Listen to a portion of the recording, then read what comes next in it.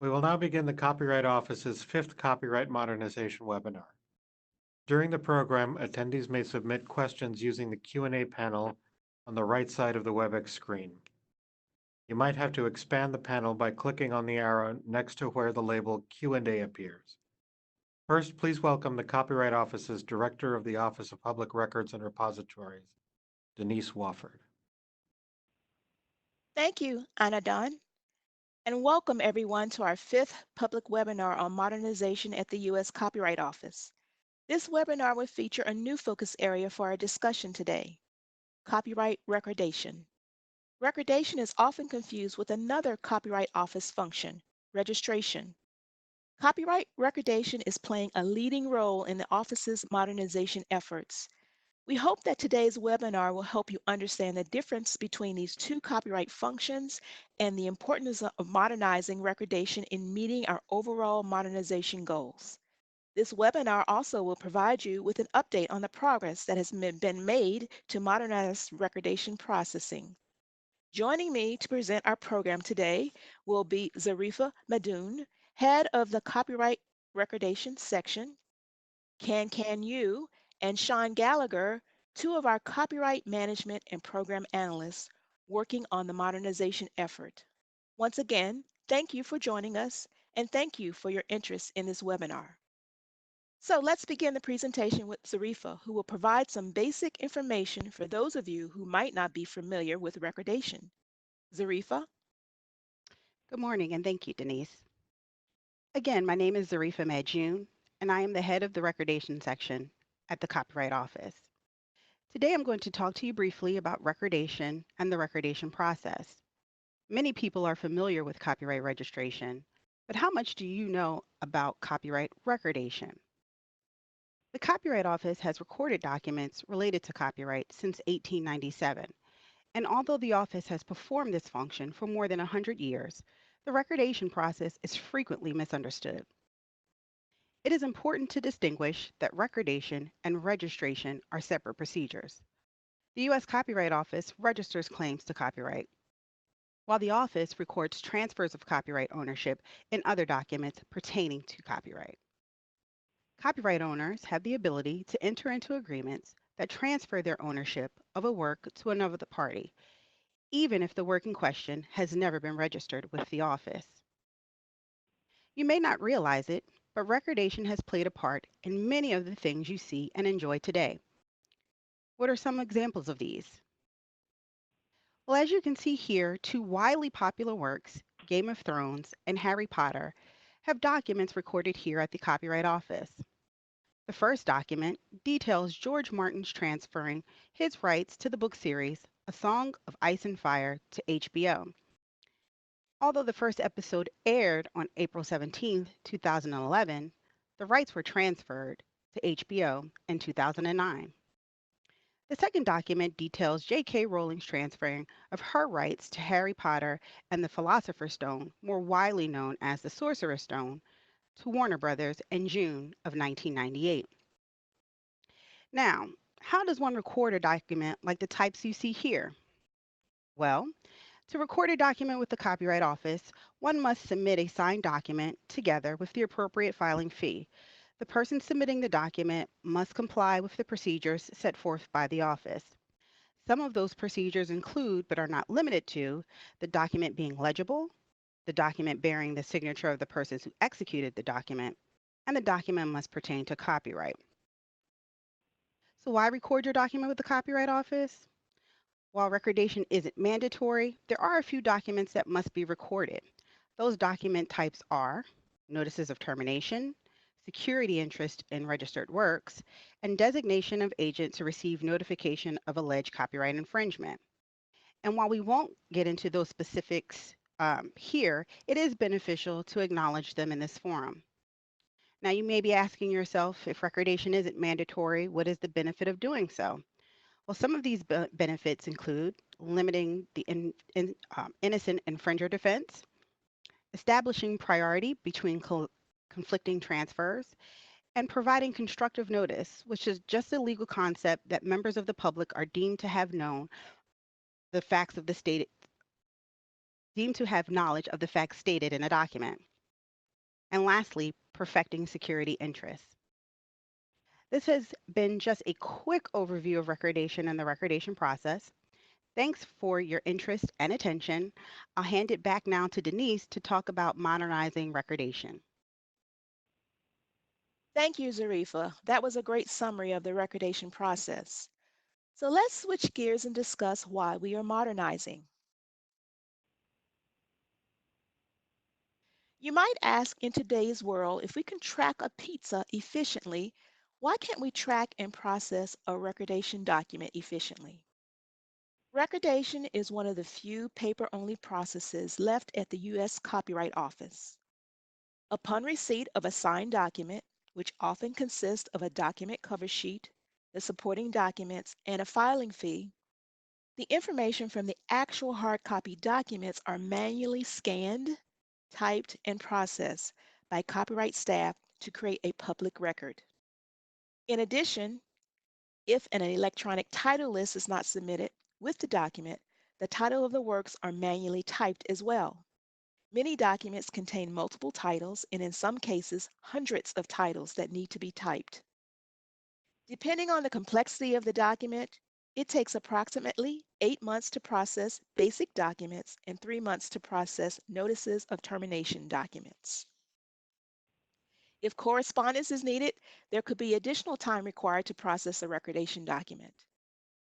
Our current copyright systems that support the recordation process require manual inputs, are outdated, and are not able to keep up with the demand for faster and efficient processing required to provide timely service to the public. Let's talk about some of our keys to successes. We see 8 primary keys to success on this effort. First, conducting outreach with real-world users of the system is a key to ensuring we capture accurately user requirements. Secondly, making sure we emphasize a positive user experience so that we can develop an interface that works for the public by being intuitive. Another key part of success is establishing regular communication channels so that constant feedback is obtained. We are also putting focus on building features that reflect our customers' needs, along with building cohesive visual experiences for users of the system. In addition, we are building the new solution incrementally with flexibility and scalability in mind to allow the system to grow as demand grows and as changes occur that impact the system. Our overarching goal is to modernize all aspects of the recordation workflow to make it better. And we are aligning the recordation modernization with the Office's long-term copyright modernization strategies. We see this measurement of success as very important given the scope of the entire modernization effort. Let's now talk about the high-level goals for recordation modernization. Here's what you can look forward to in the coming months. In early spring of 2020, a new recordation pilot will be released.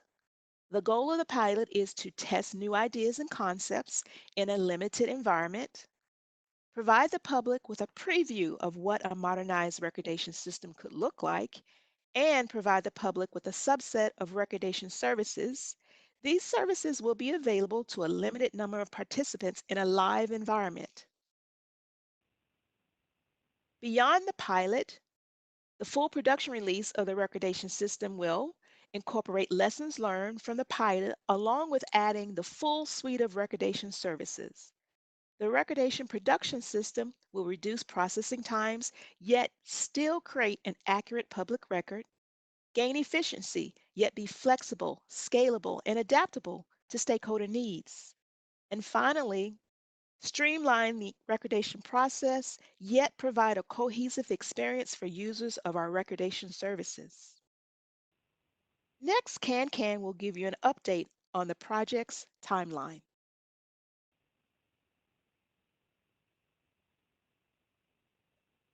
Thank you, Denise.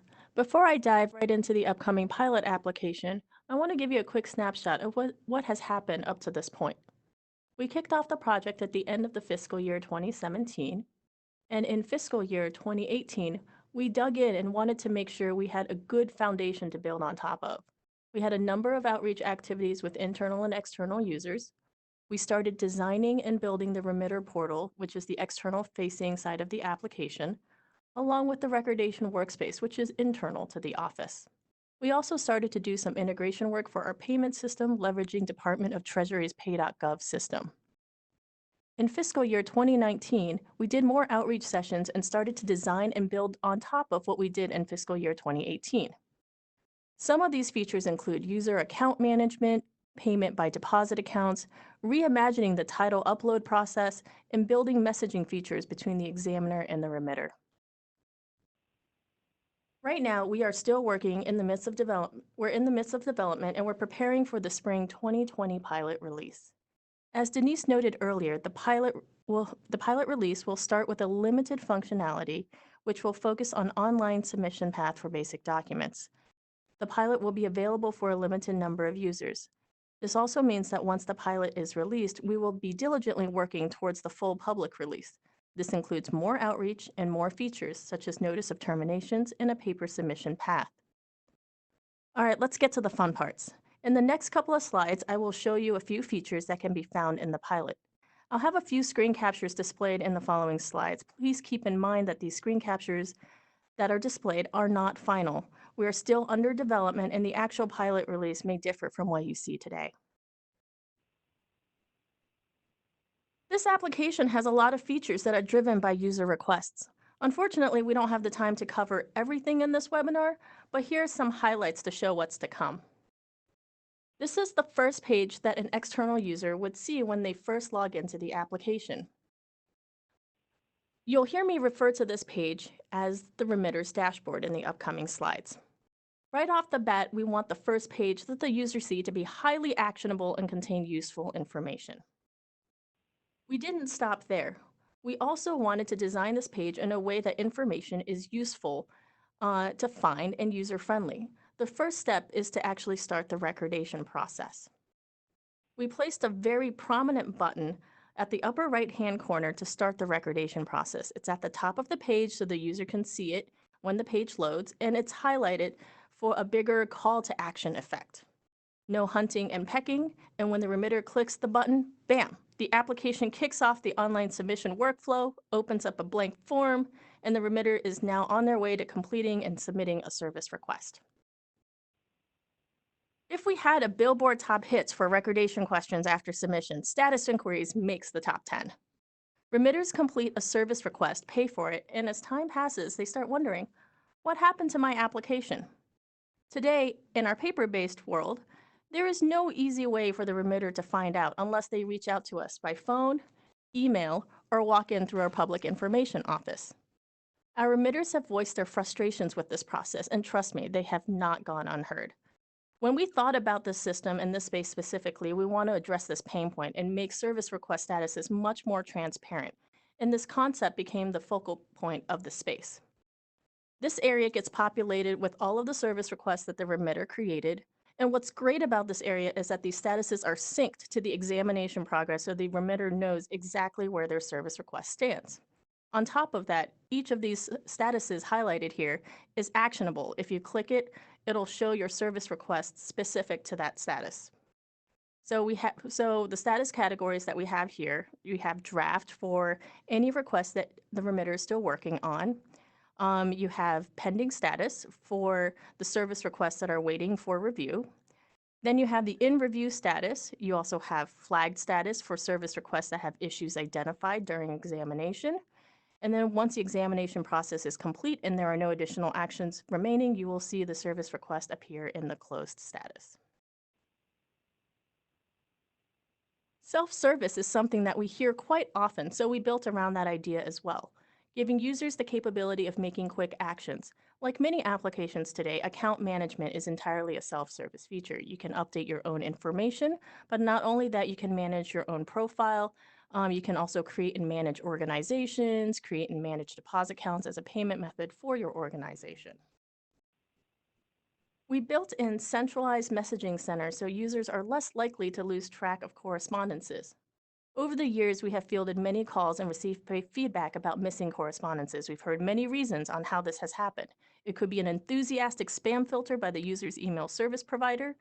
A team member has left an organization and forgot to forward on a previous message. Or if someone accidentally deleted a thread ID at the bottom of an email and our current system didn't register an incoming response. There are many other scenarios, but what's important to note is that losing track of correspondences is not trivial. The office has a policy to close out a service request if we correspond with you, but do not hear back for 45 calendar days.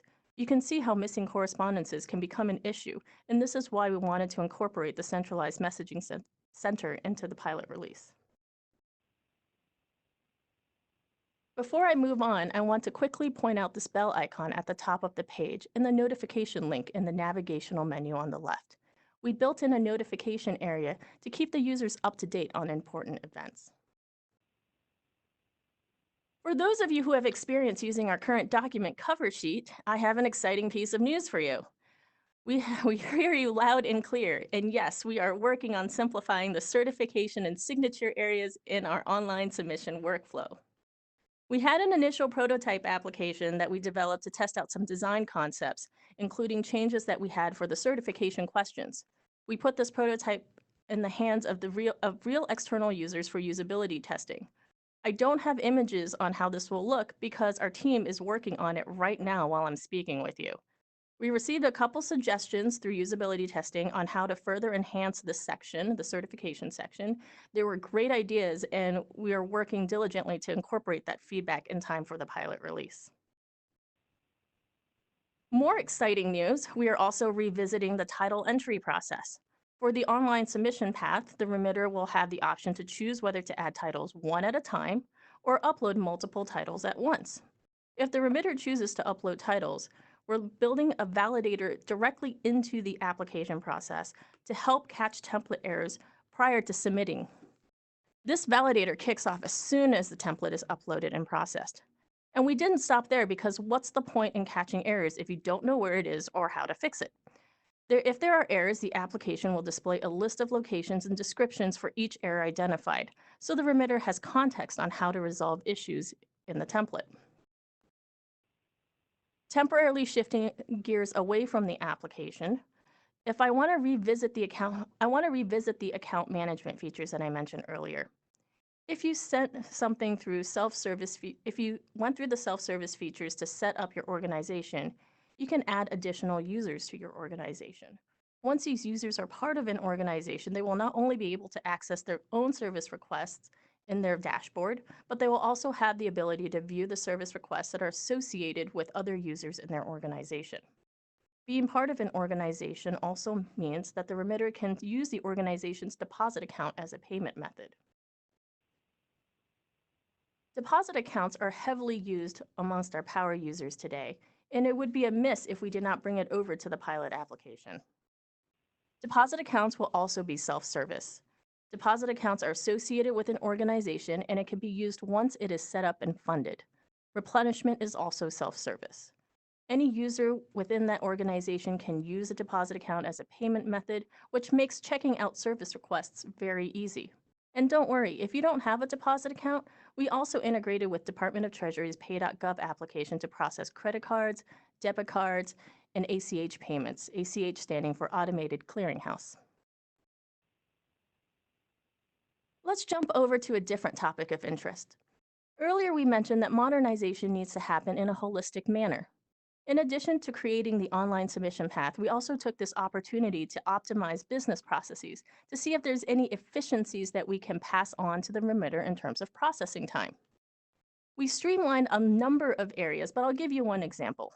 Let's look at what happens when between submission to the start of examination today. In the paper world today, items are manually logged and sorted for payment collection and pre-examination preparation. Once the examiner has the paper service request in front of them, it takes over 10 navigational clicks and actions in our current examination system just to start working on that service request. What I described is only for one service request, and this doesn't include the time spent on the examination itself. So imagine doing this for every single service request that the recordation section receives. Rather than doing everything I just described, the pilot application will only require the examination to click once, maybe less, to get a service request to examine. This is just one example where some of the time savings that we can get through process optimization can be passed on to our remitters. And just a couple small things to point out on this screen here. The remitter portal and the examiner screens are synced. So as the examiner works on the SR, the remitters can see the progress updates on their portal. The examiners also have a centralized messaging system to keep track of the correspondences that they have with the remitter. So as you can see here, there are 2 messages for them to read, and we have the notifications there. There's a lot more excitement to share and more coming. Just to quickly summarize, everything we're working on right now is to prepare us for the spring 2020 pilot release.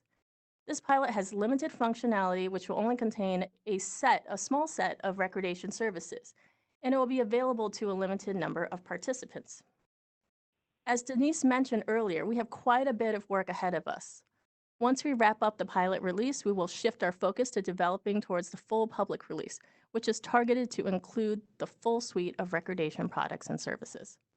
Thank you for your interest. Let me hand the mic back to Anada.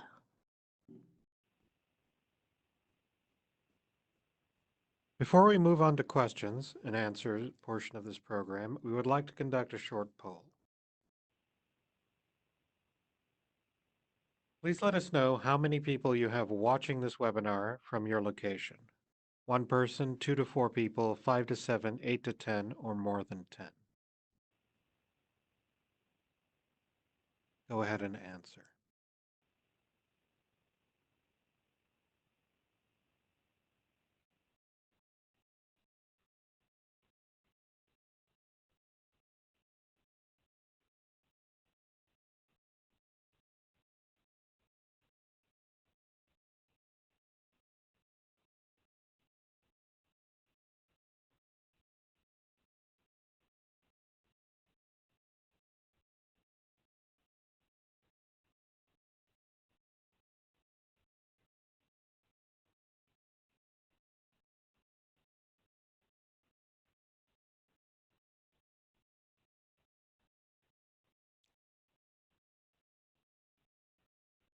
We'll offer the results of the poll once they've been compiled. We will now begin the question and answer portion of the program.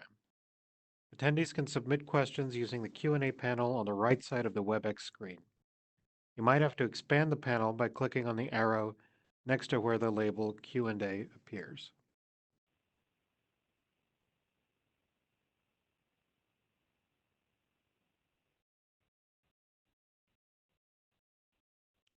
First question is for Can and Sean. Who will be invited to participate in the pilot program?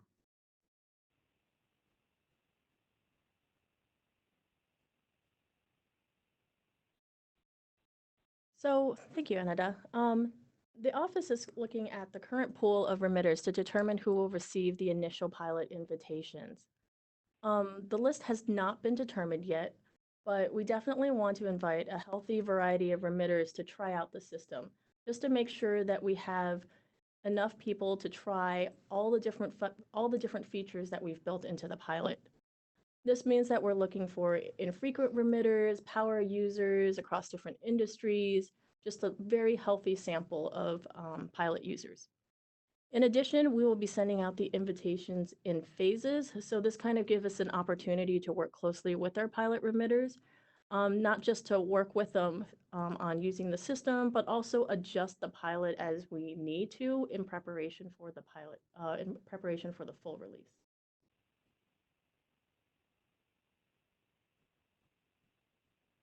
Next question is for Denise. What will happen after the pilot program?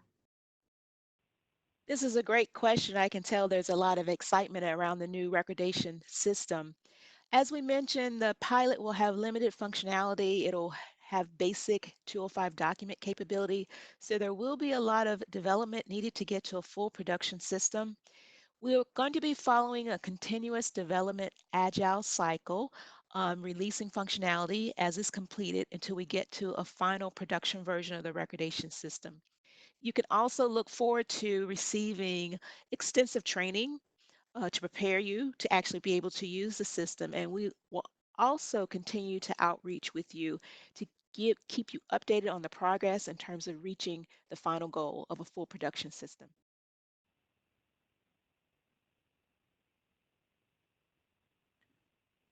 Next question is for CanCan. Will the office be introducing a system that allows remitters to test an ETL file to ensure it will be accepted? Yes, and that's one of the things that we're very excited about.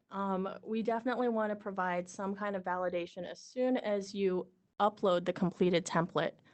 And the type of errors that we're looking for, um, are common errors that we want to look at, like the date, for example, can't be in the future. If there's any kind of business validation rules that we want to make sure that we've met, required fields that may have been missed. And just to kind of go back, the ETL is the electronic title list form that we currently have on our website today.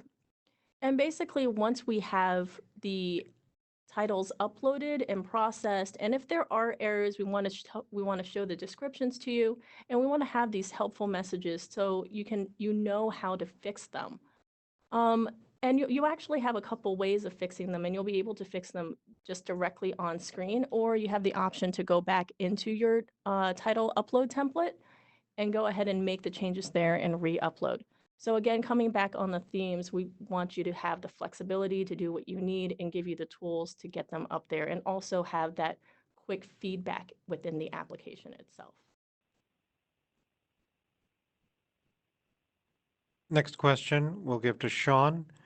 Will there be reformatting or restructuring of the Copyright Office catalog so that it makes linkages between registrations and recordations and one recordation to another? That is, chain of title.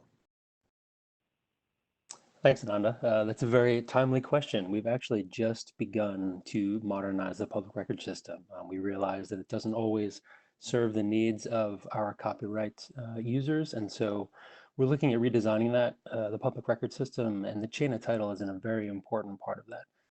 As we work towards a more searchable and user-friendly interface, I'm sure we'll schedule a future webinar to showcase some of the work we've been doing on that.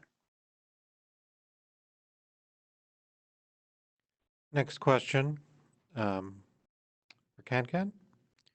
What kinds of errors will be flagged for remitters when they upload multiple titles, enabling them to make corrections?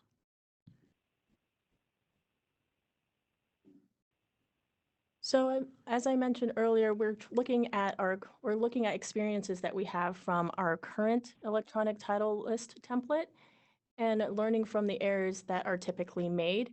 And those are the ones that we're building in. And one of the great things about the pilot is that we'll be working with the pilot users to see if there's anything else that we've missed. So in addition to the initial set of errors that we'll try to catch for, and errors that we know are likely to happen, we'll try to keep enhancing these error validations so we make sure that you have a much more streamlined and much more positive experience trying to upload your title template.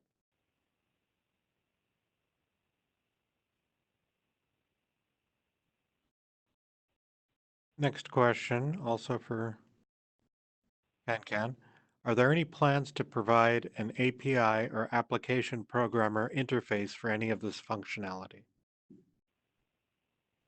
So for the pilot release right now, we're not looking at any API functionality. We really want to be able to get our foundation correct. We want to make sure that we have a solid starting building block to enhance as we move towards the full public release.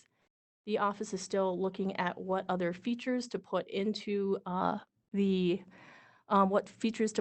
full public release, and API is one of the discussions that we're having internally. So stay tuned.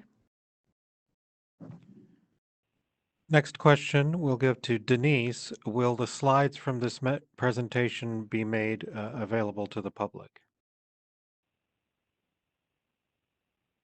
Yes, they will be. They'll be available on the copyright website. Next question for CanCan. Once the recordation has been processed, will we then be able to access a digital certificate of recordation from the account, or still have to wait for a mailed copy of their certificate to complete the filing project? So as part of the pilot, we're trying to make things as seamless as possible. So after you have a application be examined and approved, we will have a certificate available through the portal for you to preview. Now, we're still in the process of modernizing a lot of the other systems, and public record being one of them. And online access is definitely something that we are talking about as we kick off our public record modernization project. Sean, do you have anything that you would like to add? Nothing particular more on that, just that we do appreciate feedback on how important certain aspects of a new modernized system are as we develop these new systems. So any feedback can always be directed to askcmo@copyright.gov, where it will be collected and distributed to the relevant project. Thank you very much. That will conclude today's webinar. When you sign out of the session, we encourage you to take part in a brief survey regarding your experience. We use this information to improve our webinar program, so your feedback is greatly appreciated. Thank you for your participation today, and please join us for the next webinar.